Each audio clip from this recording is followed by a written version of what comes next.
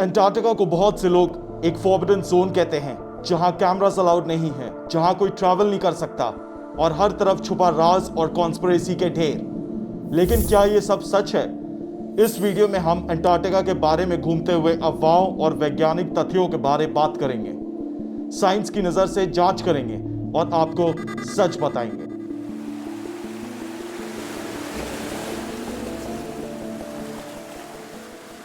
Black zone की कहानी versus fact. कई लोग मानते हैं कि अंटार्कटिका में कुछ रीजन्स ब्लैक्ड आउट या ब्लर्ड हैं और कैमरास वहां अलाउड नहीं होते। सच यह है कि नासा के सैटेलाइट्स रोज अंटार्कटिका का मैप बनाते हैं। सामने दिए इमेज नासा के एक्वा सैटेलाइट द्वारा जनवरी 2009 में लिया गया कॉम्पोजिट है, जिसमें रॉस आइस शेल्फ और रॉन आइस शेल्फ तक क्लियरली नजर आ रहा है। इसका मतलब अंटार्कटिका का वास्तविक दृश्य हमारे सैटेलाइट इमेजेस में हमेशा मौजूद है। ब्लैक जोन की कोई बात ही नहीं। नासा के मोदिस सेंसर ने 27 जनवरी 2009 को बनाया ये फोटो लाइक कॉम्पोजिट, जिसमें ट्रांस अंटार्कटिक माउंटेन से लेकर रॉस और रॉन आइस शेल्फ तक के क्षेत्र दिख रहे हैं। कोई भी खास एरिया ब्लैक्ड आउट नहीं है। सारी जानकारी सैटेलाइट्स को दिख रही है। मिशन के इंजीनियर्स इस कॉम्पोजिट का यूज डेली इमेजेस बनाने में करते हैं, जैसे साइंटिस्ट ग्लेशियर्स, वाइल्ड लाइफ और एनवायरनमेंट पढ़ते हैं।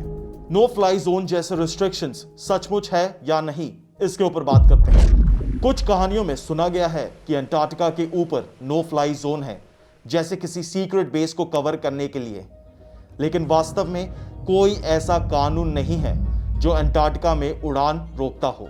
शेफील्ड स्कूल ऑफ एरोनॉटिक्स बताते हैं कि Antarctica is not considered a no fly zone because it is not to fly over Antarctica. यहां के रॉ वेदर कंडीशंस और इंफ्रास्ट्रक्चर के कारण फ्लाइट्स बहुत रेयर हैं, ना कि किसी सीक्रेट ऑर्डर की वजह से। अंटार्कटिका के ऊपर छोटे प्लेन्स रिसर्च या रेस्क्यू के लिए जाते हैं, बस कमर्शियल फ्लाइट नहीं होती, क्योंकि ये रूट एयरपोर्ट के बीच कन्वीनियंट नहीं है। मतलब नो ट्रैवल जोन की कोई बात ही नहीं। सिंक होल की कहानी, साइफाई या साइंस, इसके ऊपर बात करते हैं। सोशल मीडिया पे दिखते हैं कई माइल वाइड सिंक होल वाली कहानियां। क्या अंटार्कटिका में सच में इतने बड़े होल हो सकते हैं? हाँ, पर इसके पीछे कॉन्स्पिरेसी नहीं बल्कि साइंस है।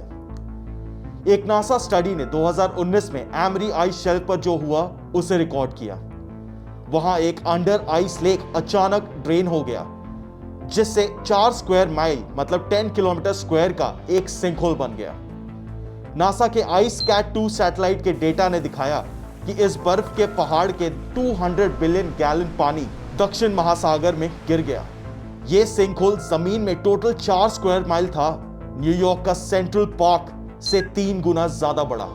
जैसे इस नासा इमेज से पता चलता है, एक सब ग्लेशियल लेक का पानी 3 दिनों में बाहर निकल गया और 4 महीने बाद आइस शेल्फ पर एक बड़ा होल रह गया। यह दिखाता है कि लेक्स कहां आइस शेल्फ को फ्रैक्चर कर सकते हैं। यानी जो सिंकहोल की थ्योरी फैलाई गई थी, उसका साइंस बेस्ड जवाब है मेल्टिंग पानी और हाइड्रो फ्रैक्चरिंग, कोई एलियन एक्टिविटी नहीं। अंटार्कटिका के रिसर्च बेस के ऊपर बात करते हैं। सच में साइंस है या फिर कुछ और? कॉन्स्पिरेसी की एक और खास पॉइंट है मिलिट्री स्टेशंस। लोग कहते हैं कि अंटार्कटिका में राजदार बेस हैं, लेकिन हकीकत यह है कि अंटार्कटिका ट्रीटी के तहत कोई मिलिट्री एक्टिविटी अलाउड नहीं। 1959 में यूएस और यूएसएसआर सहित 12 देशों ने ट्रीटी पर साइन किया, जहां लिखा है अंटार्कटिका पूरी तरह साइंस और शांति का क्षेत्र रहेगा। आज 50+ देश इस पर चल रहे हैं और सभी सिर्फ रिसर्च स्टेशंस चलाते हैं। कोई जंग या माइनिंग अलाउड नहीं। जैसे ओशन वाइड के एनालिसिस बताते हैं, अंटार्कटिका में 70 परमानेंट रिसर्च स्टेशंस हैं, 29 कंट्रीज के द्वारा चलाए जाते हैं। ये सब स्टेशंस रिसर्च और साइंटिस्ट के लिए हैं। हालांकि कुछ लोग मिलिट्री शैडो की बात करते हैं, लेकिन दरअसल वो मिलिट्री हार्डवेयर रिसर्च लॉजिस्टिक्स के लिए यूज होता है। जैसे यूएस एयरफोर्स प्लेन्स साइंटिस्ट के लिए ले जाते हैं या रशिया आइस ब्रेकर्स अंटार्कटिका पहुंचाते हैं। कोई भी ट्रीटी के रूल्स ब्रेक नहीं करता। हाँ, आजकल जियोपॉलिटिकल सिचुएशंस में सभी देश अंटार्कटिका में प्रेजेंस बढ़ा रहे हैं। मिसाल के तौर पर 2025 में यूएस ने अपनी आखिरी dedicated research ship Nathaniel B Palmer का लीज टर्मिनेट कर दिया। यूएस साइंटिस्ट को अब दूसरे देशों के शिप्स पर भरोसा करना पड़ेगा। कुछ एक्सपर्ट्स का कहना है कि यूएस की अंटार्कटिका में लीड कम हो जाएगी और चाइना, रशिया, साउथ कोरिया जैसे देश जो नए अंटार्कटिका वेसल्स बना रहे हैं उनका फायदा हो सकता है। खोई हुई महाद्वीप पुराने युग का अंटार्कटिका के ऊपर बात करते हैं। एक और बड़ी कॉन्स्पिरेसी है खोया हुआ महाद्वीप अंटार्कटिका के नीचे। क्या सच में कोई पुराना कॉन्टिनेंट वहां दबा हुआ है? आर्कियोलॉजिस्ट और पेलिनोलॉजिस्ट के मुताबिक अंटार्कटिका हजारों लाखों साल पहले हिमालयस के बराबर में गर्म था। स्कॉट एक्सपेडिशन को जब 1912 में लोथ सरकारी जहान मिला तो उनके डब्बे में 250 मिलियन साल पुराना पौधे के फॉसिल्स थे जो हमें बताते हैं कि अंटार्कटिका कभी लश जंगल जैसा था। यह फॉसिल प्लेट ने टेक्टोनिक्स को समझने में मदद की। जब अंटार्कटिका गोंडवाना सुपरकॉन्टिनेंट का हिस्सा था, इंडिया ऑस्ट्रेलिया से जुड़ा हुआ था। आज भी जियोलॉजी से पता चलता है कि अंटार्कटिका के क्रस्ट में पूरे प्लैनेट की एंशिएंट रिमेन्स मौजूद हैं। यूरोपियन स्पेस एजेंसी ESA को GOCE सैटेलाइट ने अंटार्कटिका के भूगोल को मैप किया और पाया कि ईस्ट अंटार्कटिका में वही डेंस क्रेटॉन्स हैं जो पुराने गोंडवाना कॉन्टिनेंट्स में भी थे। इन ग्रेविटी मैप्स के मुताबिक वेस्ट अंटार्कटिका में कंपैरेटिवली पतला क्रस्ट है, पर ईस्ट अंटार्कटिका में 160 मिलियन साल पुरानी लैंड मास के तत्व हैं। इन सब से पता चलता है कि अंटार्कटिका एक खोया हुआ कॉन्टिनेंट से ज्यादा एक एंशिएंट कॉन्टिनेंटल पजल का हिस्सा था जो टेक्टोनिक प्लेट्स के जरिए टूट गया। अंटार्कटिका में हो रहे आज के रिसर्च के ऊपर बात करते हैं। 2025 का अपडेट है ये। आखिरी कुछ सालों में अंटार्कटिका से जुड़ी कुछ गहरी खबरें आ रही हैं। नासा के सैटेलाइट्स ने देखा है कि 2021-2023 के बीच में अंटार्कटिका आइस शीट ने एक छोटी सी गेन भी की है। मतलब बारिश, स्नोफॉल के कारण थोड़ी सी बर्फ जमा हो गई। ये एक टेम्पररी एनोमली है, साइंटिस्ट कहते हैं, जो क्लाइमेट चेंज को उलट नहीं रहा। खासकर ईस्ट अंटार्कटिका में अनयूजुअल स्नोफॉल हुआ जिसके वजह से कुछ ग्लेशियर्स ने आइस पिघलाने की जगह बर्फ बढ़ाई।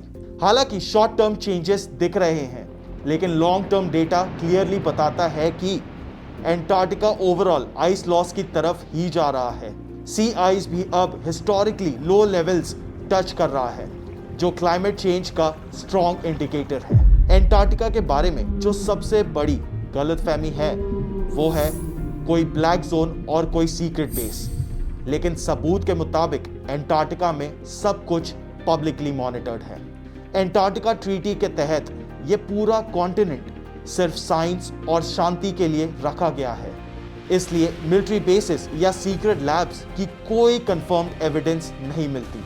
अंटार्कटिका अफवाहों से ज्यादा रियल साइंस का पावर हाउस है और सच्ची कहानी ही सबसे ज्यादा थ्रिलिंग होती है। अंटार्कटिका जहां सच भी इतना गहरा है कि दुनिया उसे अफवाहों से जोड़ने की कोशिश करती है, पर अंटार्कटिका के बर्फ के नीचे छुपी हुई कहानियां सिर्फ उन्हीं को दिखाई देती हैं जो सच देखने की हिम्मत रखते हैं।